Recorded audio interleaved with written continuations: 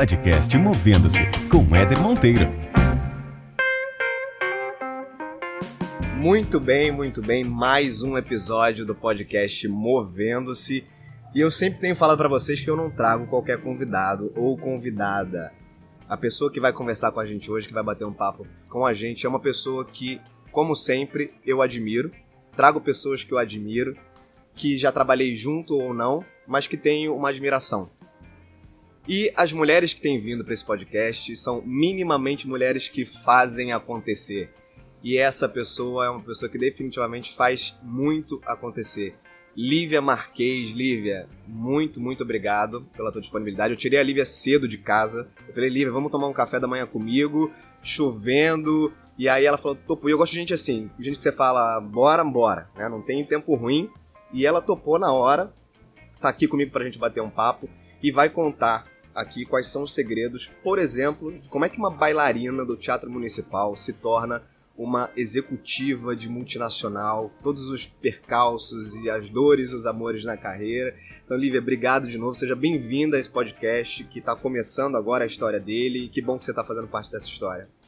É um prazer, obrigada a você, Éder. Acho que a gente tem uma história juntos de trabalho e a admiração que você tem é mútua também, e eu só tô aqui exatamente por isso. Eu quero fazer parte do seu projeto, quero contribuir, quero crescer junto com você, quero te ajudar no que você precisar.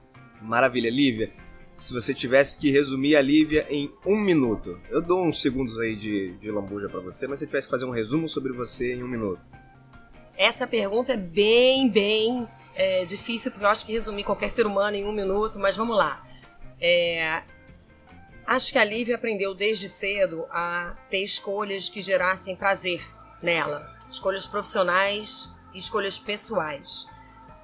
Mas isso não é uma mágica, um passe de mágica, né? A Lívia aprendeu isso porque a Lívia desde cedo não tem vergonha de se mostrar quem ela é.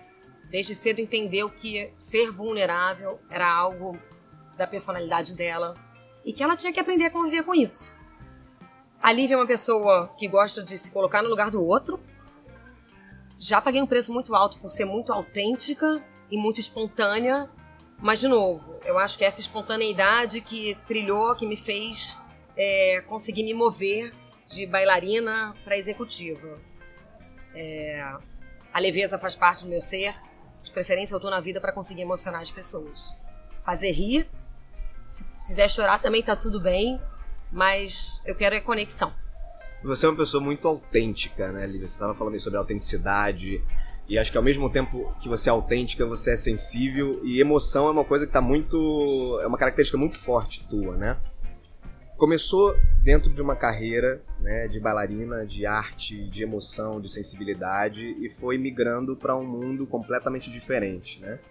Então eu queria começar falando com você sobre sonho, né? A tua carreira de bailarina foi um sonho que você teve lá na tua adolescência, que você iniciou essa carreira. Conta um pouco como é que esse sonho caminhou e o que mudou durante o percurso. Nossa, eu nunca esperei responder perguntas tão profundas nessa idade, nesse momento. Eu não acho que eu era aquela menininha de 6, 8 anos de idade que tinha um sonho de ser bailarina. Ao contrário, com 10 anos de idade, eu parei de dançar e resolvi jogar vôlei, fazer natação, jogar tênis e experimentar todos os esportes. Eu acho que com 15 anos de idade foi realmente um momento que, de alguma forma, o meu corpo falava. Eu gostava da emoção da arte e aí eu foquei muito forte, entrei para a escola de danças do Teatro Municipal e aí eu decidi que eu queria fazer algo, transferir essa emoção que estava dentro de mim através do meu corpo para as pessoas. Começa uma longa trajetória, né? Porque foi uma carreira basicamente séria de 15 anos de idade até os 23 anos de idade, quando eu pedi demissão do Teatro Municipal. O pedir demissão faz parte da minha vida em vários momentos. E eu acho legal a gente falar disso na frente. Mas foi uma carreira assim, né, que começou de uma forma eu sem saber aonde que poderia dar. E deu muito certo, mas só deu muito certo por uma grande característica: resiliência, persistência. E naquela época, eu tinha uma busca incansável pela perfeição. Depois 30, a gente já entende que a perfeição não existe. Não existe. Mas naquela época era uma busca que me movia para frente. Eu acho que hoje eu não tenho a busca pela perfeição, mas eu tenho a busca pela evolução. Aham. E acho que também é isso que me move para frente. E o que é resiliência para uma bailarina, Lívia? Aí, Éder, é desde tudo. Desde você com 15 anos de idade, época que tá todo mundo beijando na boca, você tá falando não e eu tô indo ensaiar no Teatro Municipal num dia chuvoso, sábado e domingo. Com 17 anos de idade, você ir para Nova York para ter uma bolsa e você ligar para sua mãe de um telefone, de um orelhão, numa esquina de Nova York, falando que você ganhou a bolsa para ficar 1 ano, que você não vai voltar para casa. É você fazer milhões de audições fora do país, como eu fiz, bem com aquele númerozinho na frente, e a pessoa, quando vem escolher, né, ela aparece e fala, então, numbers 1, 5, 7, e aí você acha que você passou porque você é um número 7. You can go, the others can stay. É frustração atrás de frustração. E para uma menina muito nova, muito né? jovem. A vida da gente é feita assim, né? Eu, outro dia, vi um vídeo incrível. Acho que era um indiano falando, né? A gente realmente, quando... Que nem um batimento cardíaco, de ups and downs, né? De pra cima e pra baixo. Isso mostra que a gente tá vivo. Mas a nossa vida é assim. Então, a história da resiliência, eu não acho que tenha nada mais duro do que uma resiliência de uma artista, de uma bailarina, principalmente no Brasil. Quando eu decidi voltar pro Brasil, porque eu queria pertencer ao meu país. Eu pedi demissão da companhia de balé que eu estava dançando lá fora, porque eu queria estar com as pessoas que me faziam bem. Eu queria dividir minha emoção com quem eu acho que me faz bem. Eu queria trazer a arte de volta pro meu país. Então, acho que foram muitos tropeços, muitos acertos, mas uma carreira, e as pessoas me perguntam, Lívia, por que você desistiu do balé? Eu não acho que eu desisti do balé. O balé me preencheu até os 23 anos de idade, ponto. E de alguma forma, eu sabia que a carreira de uma bailarina não era tão longa assim, que ela dependia do corpo. E eu queria mais, eu queria aprender, eu queria ser executiva, eu queria ter conhecimento, eu queria falar com outras pessoas. Foi isso que me moveu, de pedir demissão no Teatro Municipal e entregar com coque de balé o meu currículo na portaria da Souza Cruz. E aí surge, então, a tua carreira no mundo corporativo a partir desse momento. Surge. Obviamente, quando eu voltei de Nova York, eu já comecei a fazer faculdade, eu fiz publicidade, comunicação social. E aí eu já entendi que tinha uma trajetória longa de enriquecimento técnico também, né? Eu me enriqueci tecnicamente no balé, mas quando eu decidi mudar de profissão, e isso é muito importante com que jovens, pessoas em qualquer momento de vida, a gente tem que se preparar. Essa não é uma decisão que vem num estalo e de um dia para o outro a gente decide mudar. Ela é uma conclusão, um processo de digestão, de você entender o que te move, o que te faz feliz. E como é que eu preciso me preparar para isso. Sem você realmente ficar se vitimizando e falando, meu Deus, agora eu não estou pronta, eu não sei, eu não estudei isso. Não, sempre é tempo. Eu não estou pronta para isso, mas eu posso ficar pronta para isso. Então eu comecei a estudar, fiz faculdade, depois fiz pós-graduação, depois resolvi estudar fora do país também. Foi um processo, mas aí se formava uma executiva.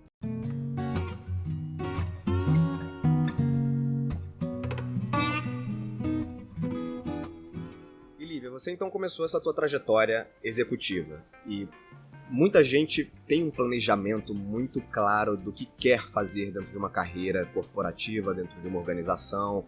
Eu quero, em X anos, ocupar um cargo de gerente, em tanto mais tempo ocupar um cargo de diretoria. Para você, como é que foi esse teu planejamento? Quando você iniciou nesse mundo corporativo, você pensava em trilhar uma carreira executiva? Você tinha essas metas pontuais? Eu acho que sim. Tem tanto tempo, né, Éder? Mas enfim, Tem tanto assim, não, vai. Não, eu acho que sim. O que eu tinha claro, assim, logo que eu entrei na Souza Cruz, a Souza Cruz é uma escola. Naquela época, então, era Souza Cruz, Ambev. E ficou muito claro que a minha área era o que eu estudei, eu tinha certeza disso, né? Eu fui estudar comunicação social, porque é o que está mais próximo de você conseguir tocar a emoção das pessoas, sem dúvida. E o que vinha na minha cabeça era, como é que eu posso me preparar melhor para isso? Seria, entrar direto nessa área? Talvez não. E foi essa a minha trajetória. Eu sabia que para fazer uma boa comunicação, entender o que as pessoas querem, e como é que você toca o coração delas para construir uma marca melhor, você precisa passar por áreas como vendas, produto, até RH.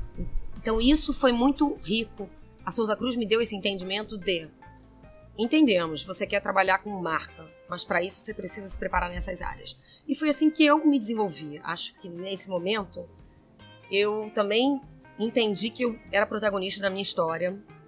Em momento nenhum eu deixei a minha carreira na mão das empresas. Isso era comum no passado, mas nunca foi comum para mim, porque o balé não me deu isso. Quando eu consegui meu primeiro solo, eu tive que bater na porta de uma diretora e falar que eu não ia cair em cena, que ela podia me dar o solo, que eu estava pronta.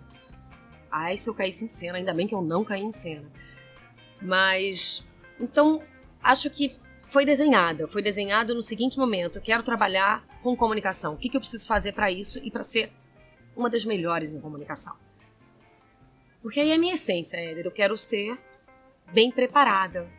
Então, eu trabalhei na Souza Cruz em áreas que ficavam em volta de marca. Então, eu trabalhei em trade marketing, trabalhei com mídia, trabalhei em RH. E acho que isso fez toda a diferença para, talvez 5 anos depois, eu conseguir entrar e aí realmente assumir uma gerência de comunicação em telecom. Então, foi planejado. E ao longo, obviamente, sim, eu queria ser diretora. Acho que eu cresci a minha vida inteira me colocando metas, como eu te falei antes. Se eu dava 2 piruetas num dia, no dia seguinte eram 2,5. Depois eram 3. E se eu não conseguisse dar as 3, a aula acabava, eu deixava a luz acesa e continuava treinando. Então, foram metas. E acho que a vida da gente fica mais simples quando você tem clareza de onde você quer chegar. Isso não é fácil, porque é normal várias vezes a gente sair do trilho. E quando você se estabelece, sim, alguns goals que são importantes pro teu prazer, pra sua felicidade. A gente falou sobre autenticidade, né?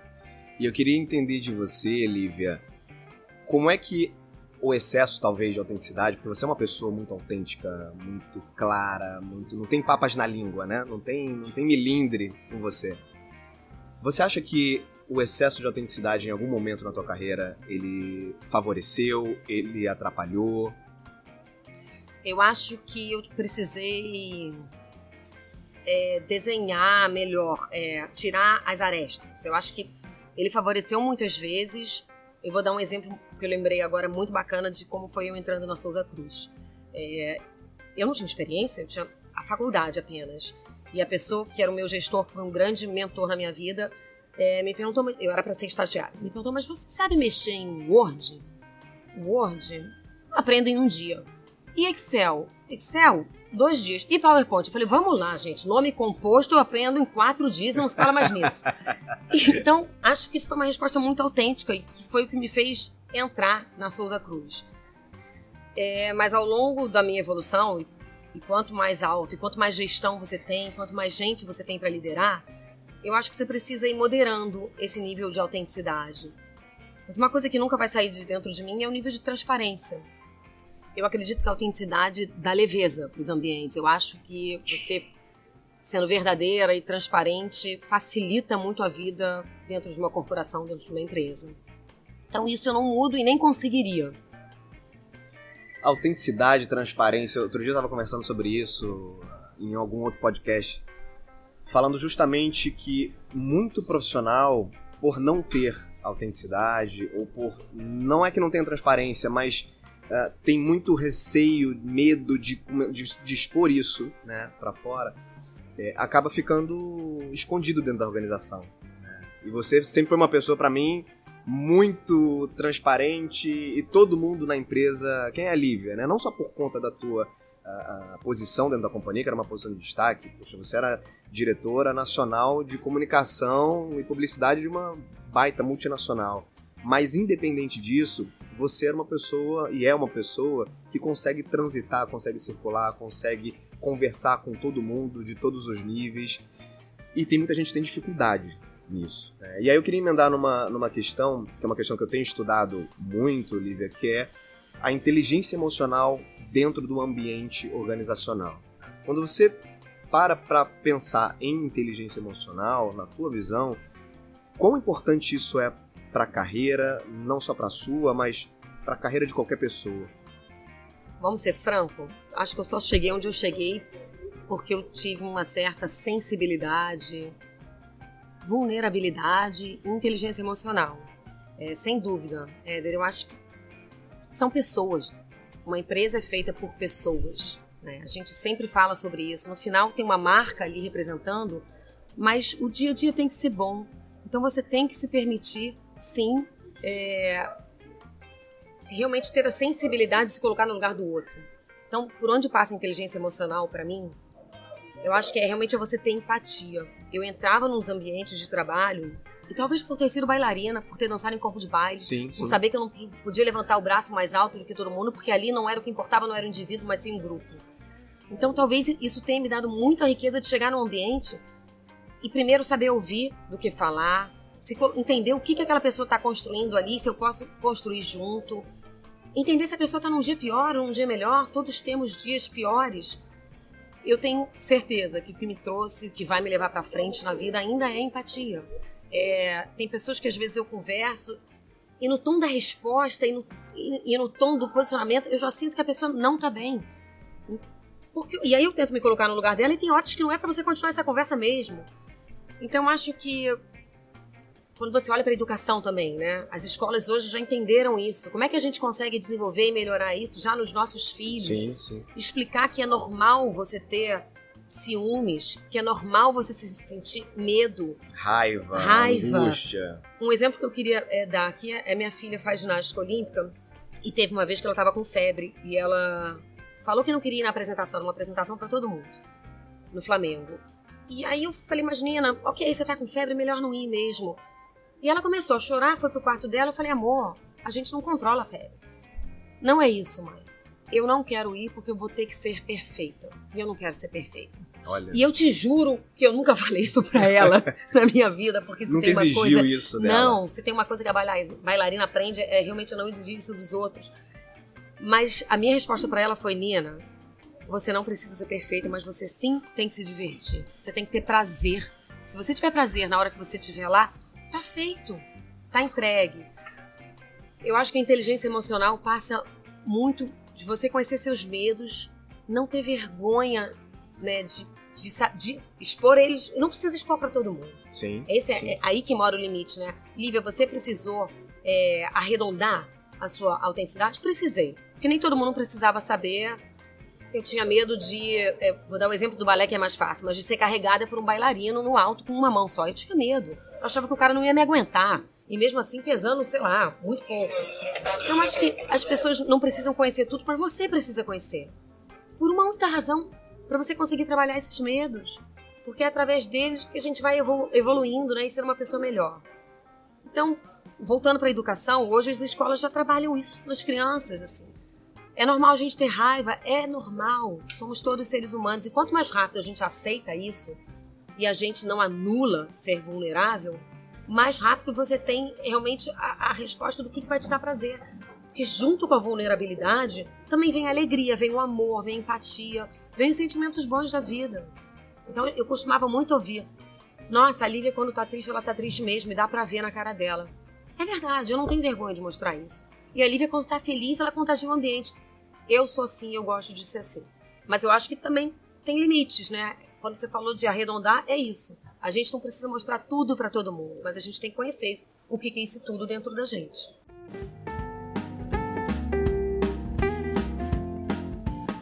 Muito bom. Você ficou quantos anos em telecom, Lívia?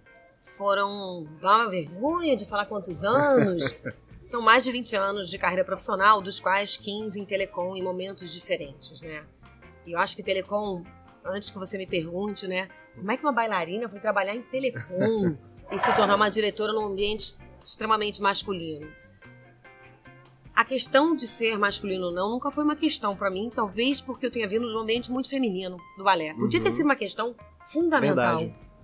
Mas nunca foi, porque eu sempre soube qual era o meu tamanho, qual era a minha entrega, isso nunca me deixou acanhada. Não me interessa se é homem, se é mulher, se é transgênero, o que é, são pessoas. Eu acho que quando você lida com emoção, não me interessa a emoção das pessoas. E trabalhar em telecom, a história realmente, o propósito que me deu foi fazer parte de um mercado onde ninguém tinha acesso a nada, ninguém conseguia se comunicar com tanta rapidez, então eu entrei num mercado onde era 0% de penetração de celular e saí do mercado com 120% de penetração, com mais celular do que gente. Então fazer parte de dar acesso à história de melhorar o meu país toca muito no meu propósito. E não tem problema de trabalhar com marcas de fora, porque eu acho que essas marcas de fora estão mudando também a economia do nosso país, então deveriam estar. Mas essa história de estar em telecom, ela bate assim pra mim. Como foi a história de você mudar pro YouTube? Acho que a história de uma mudança, de você dar acesso, em algum momento eu quis começar a ver o que as pessoas faziam com esse acesso. Sim, sim. O que elas falavam, qual é a voz dessas pessoas. Podcast é um tipo de voz. Sim. Então qual é a voz dessas pessoas no mundo? E nada melhor do que uma marca como o YouTube com uma missão, Give Everyone a Voice, dar voz a todo mundo. Perfeito. Então o desenho, outro dia me perguntaram, Lívia, o que você se arrepende na sua carreira? Éder, eu me arrependo das coisas que eu não fiz, mas na minha carreira eu não me arrependo. Eu acho que talvez por esse nível de conhecimento, né? Onde eu tenho minhas frustrações, onde eu não tenho, mas eu não me arrependo. Eu acho que foi uma carreira gostosa, prazerosa e vai continuar sendo. Porque em breve teremos novidades. Eu costumo dizer que, na pior das hipóteses, é uma experiência. Né? Não tem trabalho ruim, empresa ruim, momentos ruins. Claro que eles existem, eles fazem parte da nossa vida, mas eles sempre serão e servirão como experiência. Te dá casca, te dá maturidade, você aprende muito, né? Sem dúvida. Hoje, depois de um tempo, e verdadeiramente depois do Google, depois de uma cultura Google, YouTube, eu consigo ver exatamente os passos que eu dei como bailarina e como que isso contribuiu para a minha profissão, para o mundo corporativo. E eu posso citar para você N exemplos, né, sobre criatividade, sobre inovação, porque eu fui construída em cima disso. Mas eu só tive isso porque eu tive uma carreira anterior, que eu me construí no balé, que é toda baseada em criatividade e inovação, né? Então, acho que realmente esse tipo de trajetória, hoje eu tenho certeza por que eu tô no mundo e qual é o meu, o que eu tô deixando, o que eu tô dividindo com as pessoas. Mas durante muito tempo, eu escondia que eu era bailarina, durante muito tempo eu não queria falar das vergonhas que eu tive ao dançar, né, jogar um pandeiro na cara de uma pessoa em Kansas, das vergonhas que eu passei até no mundo corporativo. Por exemplo, me dá um exemplo aí de uma vergonha. Vamos lá, depois você edita qualquer coisa. Quando eu entrei no Google, inglês é o tempo todo. E eu acho que uma das coisas mais engraçadas que eu vivi foi... Eu estava esperando... Todas as reuniões têm que começar de uma forma sharp, né? No horário. E tá corretíssimo isso. E graças a Deus eu tive essa cultura e agora eu não quero ser diferente. E eu tinha uma vídeo para fazer e ela começava 10 horas da manhã e eram 10:02, eu não tinha tomado café, então eu cheguei um pouquinho atrasada. Quando eu cheguei atrasada, era com o meu chefe. E eu virei para ele e falei em inglês: I'm so sorry. I'm so late because I was farting. Ou seja, eu virei para o meu chefe e falei: me desculpa, eu me atrasei muito porque eu estava com gases. Né? Um pouco mais chulo do que isso. Ele não sabia o que fazia, mas ainda bem que era um executivo, era o Global Head de Spaces, mas ele sabia exatamente quem ele tinha contratado, que era uma pessoa extremamente autêntica e que não estava tentando falar isso para ele, que eu só estava tentando falar que eu estava atrasada porque eu estava faminta. I'm so late because I was starving. Só trocou a palavra. Isso acontece. Isso não me diminuiu em nada na minha carreira. Mas isso é uma das levezas, talvez, da minha trajetória, das histórias de vida que eu tive. Da tua autenticidade, né? Olívia, eu sempre costumo perguntar para as pessoas se elas tiveram mentores importantes na carreira delas, né? Porque todos nós, em algum momento, temos pessoas que passam pelas nossas vidas profissionais que fazem diferença. Né? São mentores e atuam, né, de forma muito presente na nossa trajetória. Com você, existiu? Eu acho que, como você falou, todos nós temos. Comigo, obviamente, existiu. Desde a época do balé até hoje existe. E aí tem mentores que te escolhem e tem mentores que você escolhe. Porque tem mentores que você escolhe e o mentor nem sabe que foi escolhido, mas você escolhe.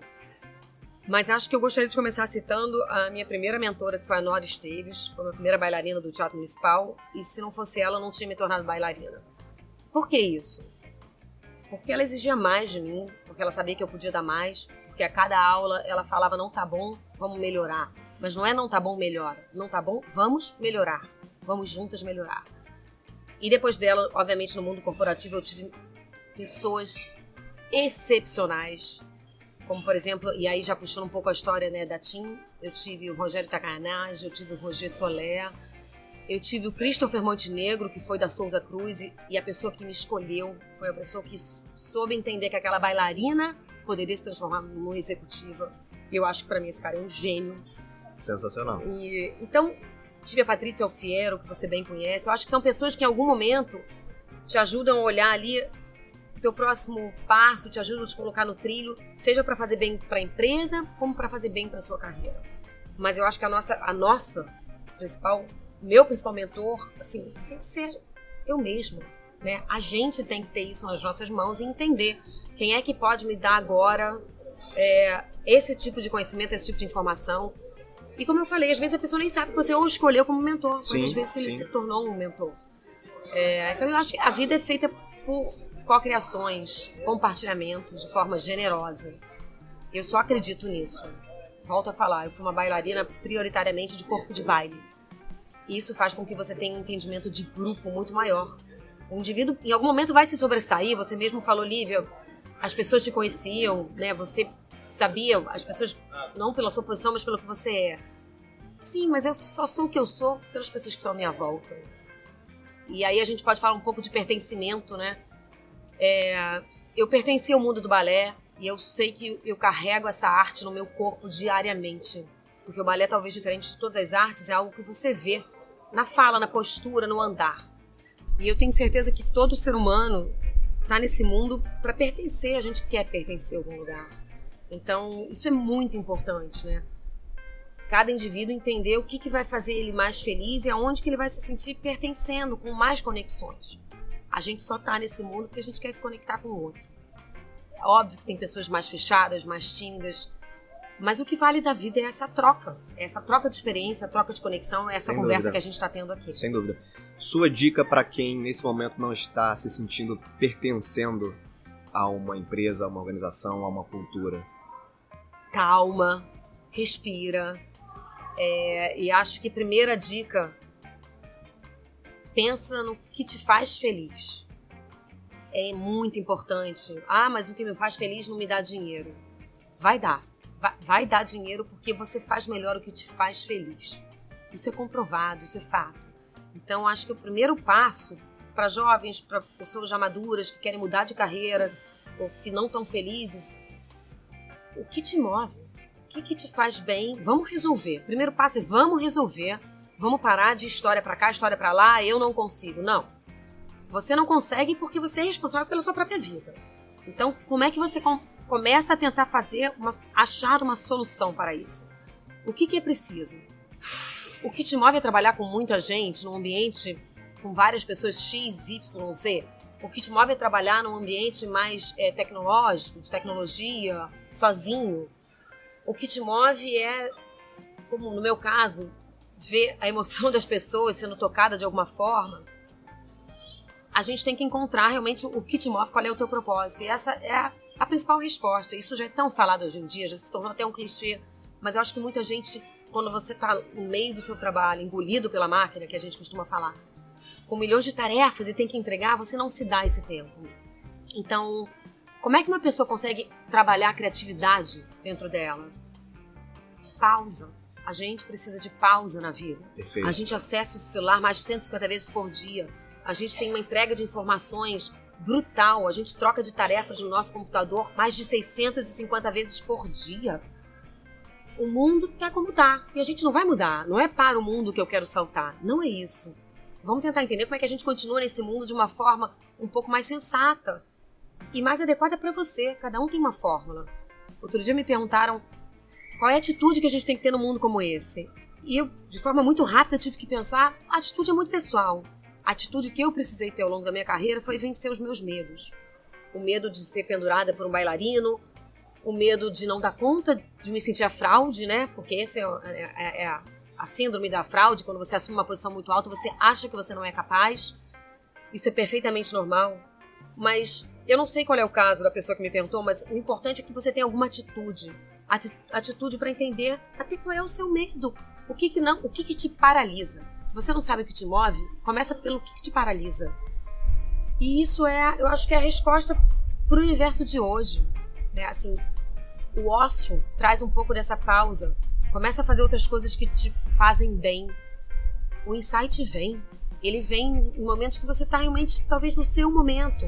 Mas tenha o seu momento. Alguns apelam para meditação, outros para esporte, outros vão subir a Pedra da Gávea. Eu não sei qual é o momento de cada um.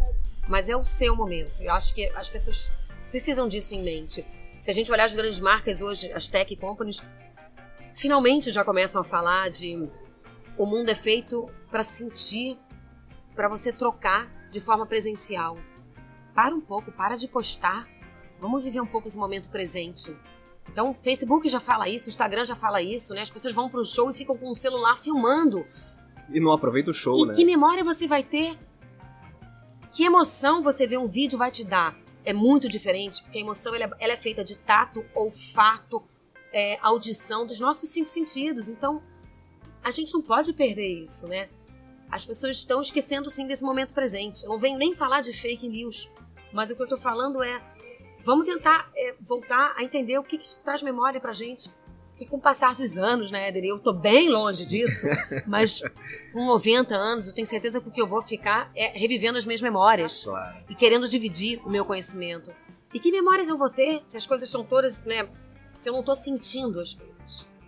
Acho que é por aí. Maravilhoso. Você comentou 2 coisas que eu queria puxar do que você falou. A primeira delas é em relação ao sentimento de que eu sou uma fraude. Você sabe que isso é muito comum hoje, principalmente nos níveis mais executivos, porque acho que existe um sentimento comum de insegurança quando você assume uma posição de maior complexidade e que a gente, como ser humano, tem a tendência de um auto-boicote, né, e de não se sentir seguro com aquilo. Tem um livro do Cortella que se chama Não Nascemos Prontos. E esse livro é sensacional, porque ele de fato mostra que você não está pronto para quase nada, mas isso não significa que você estar numa determinada posição, de você assumir alguma coisa, não vai te dar uma realização, você não vai conseguir progredir, você não vai conseguir entregar, pelo contrário. Mas acho que a sensação de insegurança e de medo por não dar conta, se você começar a deixar isso te corroer, aí realmente a tua performance, que é um pouco do que eu falo, da inteligência emocional aplicada à performance, você não vai conseguir entregar, porque você vai estar o tempo inteiro se sentindo incapaz. É a paralisação, né? É a paralisação. Acho Perfeito. Que seu raciocínio é perfeito e vai muito em linha, né, com o que eu também tenho lido pra caramba sobre Brené Brown, que fala de vulnerabilidade. O quanto realmente a gente se deixa dominar pelo medo. Em algum momento é necessário você conhecer esses medos, né? E como você falou, ninguém nunca tá pronto, a gente não vai estar pronto. Demorou para eu entender porque eu fui bailarina e eu achava que o meu corpo deveria ser perfeito. Mas não é, a gente é só um ser humano. Então, o entender que um dia eu dei 2 piruetas no meio e que no outro talvez eu só dê uma, eu não consegui ter esse aprendizado no balé. Mas eu consegui ter no mundo corporativo. E isso para mim já foi um ganho. Então, com 26 anos, quando eu fui contratada pela Souza Cruz, eu tive a sabedoria de falar, eu não sei mexer em Word, eu não sei mexer em PowerPoint, mas eu vou estar pronta em 5 dias. Você me dá um tempo. Né? Acho que é a sabedoria da imperfeição. Por que a gente busca tanto essa perfeição? Ninguém é assim. E realmente me dá um sentimento ruim quando eu vejo pessoas que são assim. Quando eu vejo pessoas tangenciando a arrogância. Quando eu vejo pessoas que não conseguiram atingir esse nível. Ou quando eu vejo pessoas engolidas pela máquina também. Sim. Porque às vezes não é arrogância. Muito comum. É você ter tanta tarefa e você não conseguir falar um não. O mundo precisa de não hoje em dia. O falar sim a vida toda, na minha carreira, me deu um burnout. Me deu um problema de saúde. Eu também aprendi isso, né, no balé, foi cedo. Num processo difícil de anorexia. Mas isso, que bom que eu aprendi cedo, que bom que eu fui no fundo do poço subir. Porque é muito importante com que você fale, desculpa, essa tarefa eu não consigo fazer, ou essas. Você tem que ter priorização. Isso também é uma outra história que empresas americanas têm isso de uma forma muito clara. Quando você tem que dar conta de tudo, mas existe uma cadência, uma priorização para isso. Porque quem tenta abraçar tudo não abraça nada. Com certeza. Então, você tem que dar conta de tudo com excelência, profundidade, da melhor forma que você conseguir. Você tem que saber priorizar. O mundo de hoje é feito de escolhas cada vez mais. Já era no passado, né? Você quer comer o bolo? Come, mas você vai engordar. Tem uma consequência. Tem uma consequência. E a gente não pode se negar e não querer olhar, né? E anular essa consequência. Não, qual é a consequência de eu ter agora, neste momento que eu estou, tendo conversas sobre o meu próximo passo corporativo? O fato de eu escolher um caminho, provavelmente não vai me deixar escolher o outro caminho. Tem uma consequência, escolhas da vida. O que eu tenho que ter em mente é qual é o caminho que mais fala com a Lívia, que faz mais sentido, onde a Lívia vai poder agregar mais. É isso. Então, isso hoje em dia está muito claro para mim.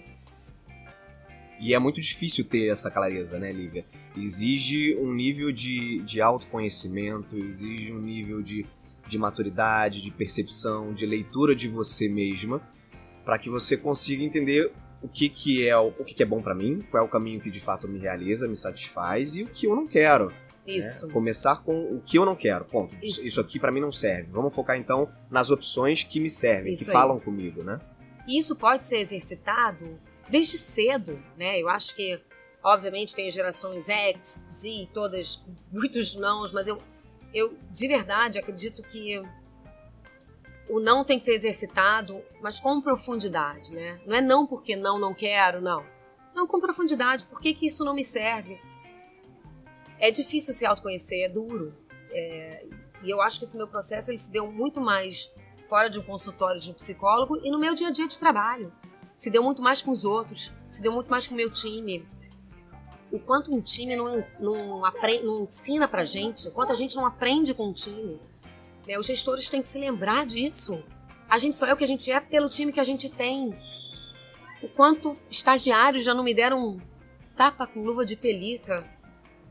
Porque no balé não era muito assim, né? No balé você tem o corpo, você depende daquele corpo e você acha que você realmente pode ser melhor, mais nova de alguma forma e você não quer muito... Tem a coisa da competição que é muito dura no balé. É quase feia.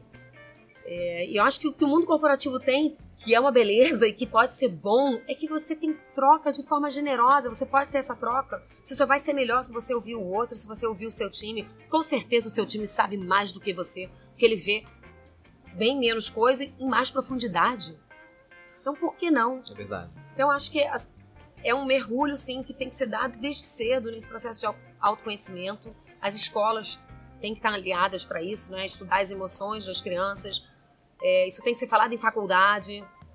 Quem é um executivo tem que conseguir e querer dividir as suas trajetórias. Eu acho que um pouco do que eu faço aqui é isso, de forma super informal, mas é da palestra aqui, da palestra acolá, porque eu acho que eu tenho uma riqueza de ter dado muito com a cara na parede e, de alguma forma, se alguém tivesse em algum momento falado, Lívia, é tranquilo ser vulnerável, é tranquilo ser frágil, é tranquilo chorar, não tem problema. Eu não vou ser pior do que se eu chorar. E é muito bacana quando você vê que não é nada. Chorar é só uma lágrima que cai do olho. Assim, eu não fico louca quando eu choro, eu só choro. Não tem problema nenhum, eu posso chorar com você aqui agora, se eu me emocionar.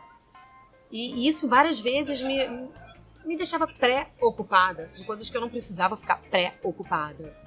É tranquilo ser você mesmo, tem espaço pra você. Maravilhoso. Lívia, pra gente fechar, inspiração literária. Algum livro que você recomenda, que você tenha lido, te marcou, que você possa dar como dica?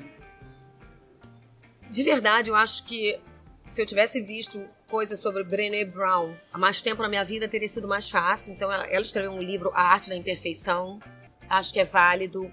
Acho que, além de livros, conteúdos, né, que a gente tem acessado. Acho que outro livro, Homo Sapiens, que o meu marido leu. Muito bom. E tá na minha lista de tentar ler.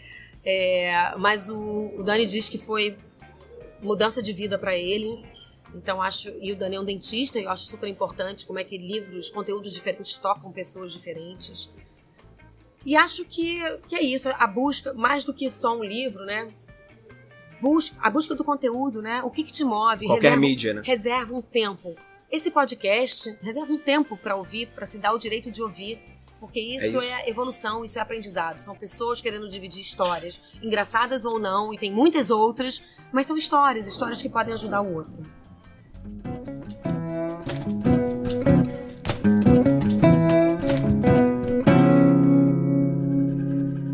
Mais um bate-papo sensacional. Você sabe que eu comecei esse projeto de fazer podcast para trazer inspiração para muitas outras pessoas, mas no fim do dia quem acaba mais inspirado sou eu, porque tá sendo uma delícia conversar com pessoas como você, Lívia. Então, muito obrigado pelo tempo. Obrigada a você. Por estar aqui, por contribuir. Sem dúvida vai impactar muita gente vai pegar muito insight com isso que você acabou de contar pra gente.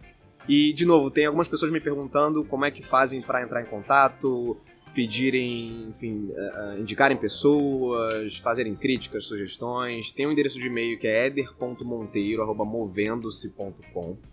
Então mandem lá tudo que vocês quiserem, principalmente indicações. Tem tanta gente bacana que a gente pode dar voz, né, para inspirar outras, que vai ser para mim um prazer tê-las participando desse bate-papo. Então, obrigado de novo, Lívia. Espero que a gente se encontre mais vezes. Tome café de novo, com chuva, sem chuva, que vai ser um prazer para mim. Muito obrigada, foi um prazer indescritível. A chuva foi ótima no final das contas e sucesso. Você merece muito, cara. Valeu, até o próximo episódio. Beijo para todo mundo. Tchau, tchau.